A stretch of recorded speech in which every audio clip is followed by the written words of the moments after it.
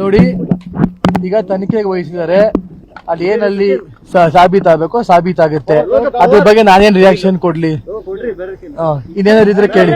ನಂಗೆ ಪ್ರಜ್ವಲ್ ರೇವಣ್ಣ ಅವ್ರ ಬಗ್ಗೆ ನಂಗೆ ಮಾಹಿತಿ ಇಲ್ಲ. ಇಲ್ಲಿ ನಾನೇನ್ ಕಾರ್ಯಕ್ರಮ ಅಟೆಂಡ್ ಮಾಡ್ಬೇಕು, ನಾನು ಇಲ್ಲೇ ಜಿಲ್ಲೆ ನಾನು ನೋಡ್ಬೇಕು, ನನ್ನ ಕೆಲಸಗಳು ನಾನು ಮಾಡ್ತಾ ಇದೀನಿ ಅಷ್ಟೇ.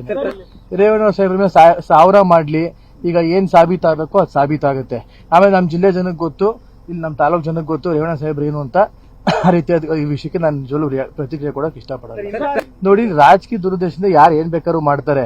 ಈಗ ಹಾಸನ ಜಿಲ್ಲೆ ರಾಜಕಾರಣ ತಗೊಂಡ್ರೆ ರೇವಣ್ಣ ಸಾಹೇಬ್ರಿಗೆ ಇನ್ ಯಾವುದೇ ರೀತಿಯಾದ ಪ್ರತಿರೋಧ ಪ್ರತಿಸ್ಪರ್ಧೆ ಯಾರು ಇಲ್ಲ. ಇಲ್ಲಿ ಅವ್ರ ತರ ರಾಜಕಾರಣ ಮಾಡ್ಕೊಂಡ್ ಬಂದಿದ್ದ ವ್ಯಕ್ತಿ ಇಲ್ಲಿ ಇಲ್ಲ ಈ ಜಿಲ್ಲೆಯಲ್ಲಿ. ಅವ್ರನ್ನ ಯಾವ್ದೇ ರೀತಿ ಒಂದು ಕ್ಷೀಣಿಸಬೇಕು, ಒಂದು ವೀಕ್ ಮಾಡಬೇಕು ಅನ್ನೋ ದೃಷ್ಟಿಯಿಂದ ಇವೆಲ್ಲ ಷಡ್ಯಂತ್ರಗಳು ಮಾಡ್ತೇವೆ. ಸ್ಥಳೀಯ ಹಾಗೂ ನಿಖರ ಸುದ್ದಿಗಾಗಿ ಸಬ್ಸ್ಕ್ರೈಬ್ ಆಗಿ ಬೇಮಾ ವಿಜಯ ಡಿಜಿಟಲ್ ಯೂಟ್ಯೂಬ್ ಚಾನೆಲ್ ಹಾಗೂ ಪಕ್ಕದಲ್ಲಿ ಕಾಣುವ ಬೆಲ್ ಐಕಾನ್ ಕ್ಲಿಕ್ ಮಾಡಿ ಕ್ಷಣ ಕ್ಷಣದ ಅಪ್ಡೇಟ್ಗಳನ್ನ ಪಡೆದುಕೊಳ್ಳಿ.